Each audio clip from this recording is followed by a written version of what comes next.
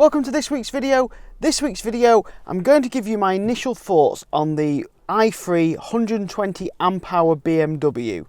As many of you may know from a video that I probably released last week, because I'm recording this some weeks after, I won a BMW i3 120 amp hour 2019 brand new model, and I thought I'll give you my initial thoughts before I do a proper 5 pros and 5 cons video. I'll just give you my initial thoughts on what I think of it. Now, first of all, the boot at the back is a little bit disappointing compared to the Zoe or some other EVs.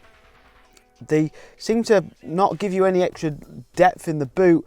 I don't believe there's any batteries underneath the silver compartment here. I just believe it's where the range extender used to be on the old BMW i3. So obviously with no Rex on the new 120 amp hour for the UK and most of Europe. In fact, I think only American market might have the range extender, but let me know in the comments below if it's in your market as well. But I don't understand why you don't open up that space, BMW. It just seems a bit silly. You could have a nice, deep, long boot, and instead you've got this very small boot that doesn't even fit the scooter, the Zoe scooter that I tested a couple of weeks ago. It's very, very small. Moving on to the front. The front is also a little bit disappointing. It's got the cable in there, the granny cable, and it's got some foam, emergency foam kit, but there's a lot of room in the front where if the design was done a bit better by BMW, they could squeeze some components in better order and make a bigger frunk, a bit more of a practical frunk. Now, I've heard from the old i3 that this frunk used to leak. I can't see where it would leak in, and as far as I can tell, mine's completely watertight. We've had a bit of bad weather and a bit of wind recently. I'm recording this at the moment during the random heat wave during February. Hashtag global warming. But yeah, I think BMW could have been a little bit more clever with the spacing of boots and rear boots and stuff like that. Now, I don't want this to seem like a bash. The car's fantastic. I just wanted to point out some of the minor points that people might find a little bit irritating when they actually have the car every day, and what I've noticed using it over the last 2 weeks. I don't often have people in the front, but weirdly, obviously everyone wants to see the car that I've won, and they've all wanted to test it out, so I've had a couple of people in and out. Now, if you're not a regular follower of my channel, I make videos about electric cars every single week, and I have been for years, about Zoes and all other type of EVs. So if you're interested in that type of content and you're interested about learning more about EVs and thinking about buying an electric car and want to keep up with news, make sure you go and click the subscribe button down below, and don't forget to click that notification bell, and every time I make a new video you'll be notified automatically by YouTube. Now, let's move on to some of the great points of this car. First of all, the heated seats. Heated seats completely standard, and as far as I know, the wheels that I've got on this car are completely standard. The only extra I believe Octopus gave me on the car was the grey colour, which is just absolutely beautiful. I didn't ask them to add grey, they just gave me a grey car rather than the standard colour, which was fantastic. I mean, not only did they give me a car, they gave me a car with some extras. They even paid for a Type 2 to Type 2 lead, because Octopus Energy seemed to pre-think that obviously that's what people will need for public charging. So great little company, well done to Octopus.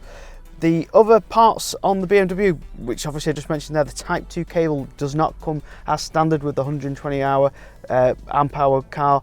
120 amp hour, by the way, roughly converts to around about 40 kilowatts on the BMW i3.